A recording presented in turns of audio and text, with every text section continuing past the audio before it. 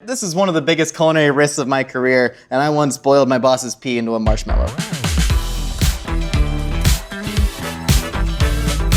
Welcome to Mythical Kitchen, where food is food. Today we're making the peanut butter and jelly pizza inspired by the GMM episode, Testing the Limits of Peanut Butter and Jelly. We're gonna break it down into 3 easy steps, and if you ever get lost along the way, just make a U-turn and consult your GPS. And you can also check out the time codes for all the steps right there. The idea of a peanut butter and jelly pizza, I got it stuck in my head and I can't get it out, so I need to put it on a plate. It's like, what if cats were the size of horses? What type of box would they poop in? So we're gonna take all the flavors of a peanut butter and jelly sandwich, we're gonna put that on a pizza, all through the lens of a West African dish that I grew up eating via my aunt from Senegal. That's a lot going on. Let's get cooking. We're making pizza dough. You could absolutely go out and buy pizza dough, but we're not. We're making it. So you're gonna take sugar. That's gonna help the yeast rise. Pizza dough is actually pretty easy. You don't even need a stand mixer, so we're gonna show you how to do it all by hand today. You just need, these are your dough hooks. That's what I call them. All right, so we're adding salt, sugar to our flour, and then we're gonna add instant yeast. The difference between instant yeast and active dry yeast is whatever Google tells you the difference is when you Google it right now. And then we're gonna start adding our wet ingredients, then we're just gonna mix it together with a fork and knead it with our dough hooks. So that's olive oil and warm water. You want the water to be warm. That's gonna help activate the yeast. Once it's kind of mixed and you have a shaggy dough forming, you're gonna dump that out onto a table, and then you start going at it with your hands. What you're doing when you're kneading dough is you're stretching out the gluten strands. So this is the proteins that are binding the wheat. Pizza dough, what makes it different than bread is that you're getting a lot of great gluten development, so you want that nice chew. You're gonna keep doing it until there is no stick left in the dough. So just keep adding some flour. Do it for about 5 minutes, just until you work up a sweat, and then you're gonna go ahead and lube up your bowl with your sweat. Or you could use olive oil. We're just gonna brush it around this bowl. That's gonna prevent your dough from sticking. Pull it through and form it into a ball. There you go, just kind of pinch the bottom. You see the way my hands are working, and then pop it in there. You're gonna brush a little bit of olive oil on top. And then, very important, you need to take a Mythical kitchen towel. This recipe will not work with any other towel, and drape it right over. This is going to allow it to rise, and you're gonna set it in a slightly warm place for about 2 hours. You can hold it in the fridge for as much as like a day and a half. You're gonna get some good fermentation taking place if you do that. And then you're just gonna walk away and entertain yourself. We gotta make our peanut butter pizza sauce right now, and I mentioned this earlier, but this is inspired by a West African dish called mafe, also known as peanut butter stew. My Aunt Hallie used to make this for me, and she would send it in giant tubs that were frozen. I would just take like a Hot Pocket, and I would put this delicious Senegalese peanut sauce on it, which is why I got inspired that this can just go on literally anything. We gotta get our stock going in, and then we're gonna go ahead and add peanut butter to that. So you're taking the peanut butter and you're thinning it out with the stock. That's gonna combine it, because sometimes peanut butter at high heat can actually break. It'll separate the oils from the fats.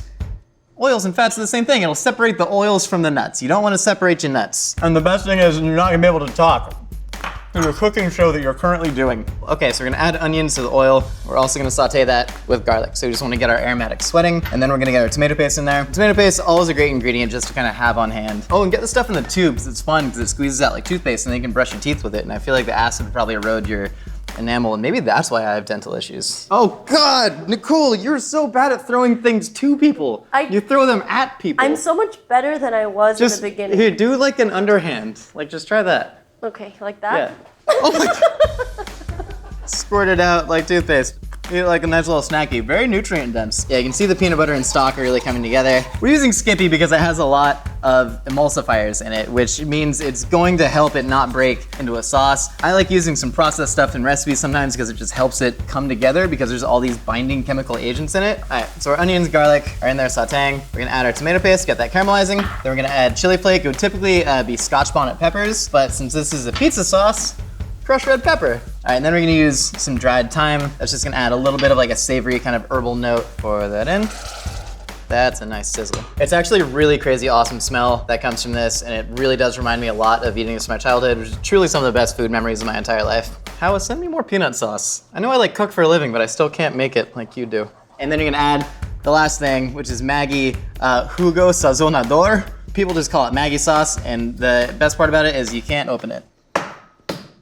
I did it. Hydrolyzed soy protein, I believe. It is basically caramel color, but it carries a lot of kind of MSG flavor to it. It's really just gonna give this a huge, robust punch. All right, so we got our delicious savory peanut sauce made. Now we're gonna go ahead and top our pizza dough with some jelly poached grapes. So it's really gonna infuse all that jelly flavor into the savory peanut butter base. So we're gonna take grape jelly and we're gonna put it into the sauce pot. We're gonna melt it down. When grape jelly melts down, all that gelatin gets hot again, it becomes really smooth. We're also going to put red wine vinegar in there. You may ask, there, what is there? What are we doing? That's a heck of a question. I should explain on account of I'm up here, and you're watching me. Grape jelly poached grapes. It's similar to like a hot honey. That's a big trend that's been going on in pizza right now, where you take a spicy pepperoni or soppressata pie, and you'll drizzle this Calabrian chili infused honey. Instead of Calabrian chilies, we're gonna use habanero. A lot of people will take the seeds out. We're not gonna do that because we're not putting the whole thing into a recipe. We're gonna add it to the jelly. Just gonna infuse it with a little bit of that bright chili heat. If you're a strawberry jelly person, you can take strawberry jelly, do the same thing with red wine vinegar, habanero, poach the strawberries in it. Ditto with something like blackberry jelly. Do whatever you want. Don't use orange marmalade, because that's gross. All right, so you're gonna use the world's smallest whisk to shove your entire hand into this burning pot and whisk it all together. If you have a bigger whisk, I'd say employ that. But don't let me tell you how to cook, except for everything else. Let me tell you how to do all that. We're gonna pop the habaneros in there. I touched with my bare hands, shouldn't have done that. Gonna forget about that later when I'm in the bathroom. So we're gonna take the grapes, and we're gonna slice them in half. Then you're gonna get more and more of that delicious vinegary, spicy flavor infused in there. And if you wanna dice a grape, this is a French technique called brunoise, where you're gonna go ahead and cut it on a crosshatch, and then slice it down the middle. And then you have nice, small, diced grapes. I've never seen grapes like this. That's exciting for me. I don't know why. So you're gonna turn the pot down to a simmer.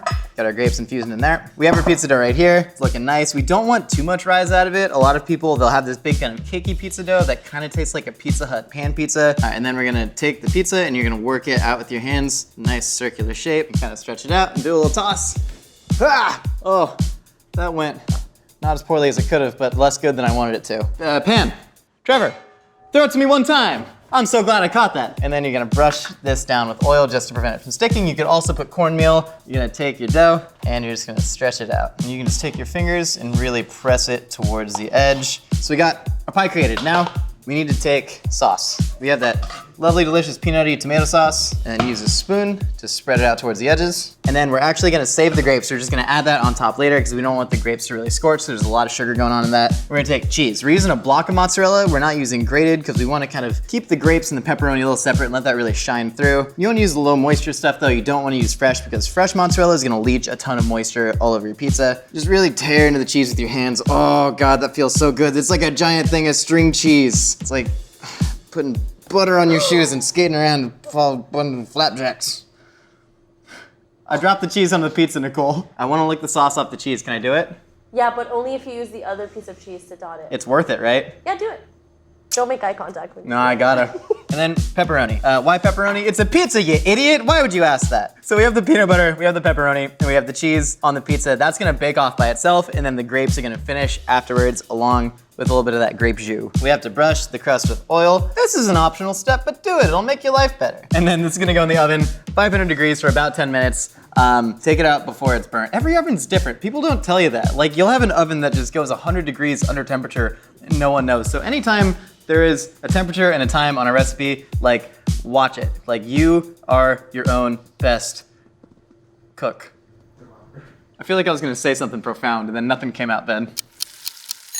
All right, the pizza's been baking for about 10 minutes, so we're gonna go ahead and grab it out. And it is nice and sizzling and bubbly, and the crust is so beautiful and golden. All right, so now we're taking those jelly poached grapes, and we're just gonna dot those around. All right, so grapes on pizza. You've probably had pineapple on pizza. You probably feel some type of way about it. I know the way I feel in my heart. I'm not gonna reveal it to you because I don't want the internet to judge me. To me, I'm adding something into the culinary conversation that everyone is too scared to do. We're gonna take the grape poaching liquid, that's all that jelly, and we're gonna drizzle it around the pizza. Because you wanna get a nice sweetness in there, because you got a ton of savoriness coming in off of that sauce, and the pepperoni is spicy. And that is a peanut butter and jelly pizza. We gotta go slice this up and feed it to somebody. I'm not gonna lie, this is a big culinary risk. I stand by every single move. I will fight to the death. I'm not gonna kill anyone.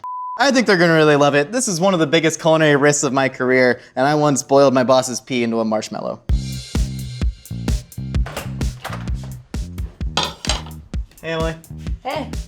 Do you wanna eat a slice of this peanut butter and jelly pizza?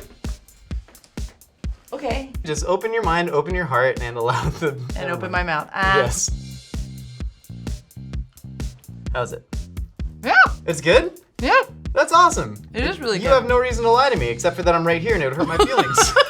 Ruin your feelings. Yeah. I love it. It's like got a peanut buttery thing to it. It's not like Thai food. It's inspired by a West African dish called mafe, which of course you've had many times because you're a very cultured lady. Yeah. This is a home run. I love it. The dough's really good too. Would you make it at your own home? No. You should definitely be making this in your own home, and when you do, tag me at Mythical Kitchen. Use hashtag DreamsBecomeFood. I'll see you next time. Oh, subscribe. Get as messy as you want in your own kitchen when you have the Mythical Kitchen Towel, available now at mythical.com.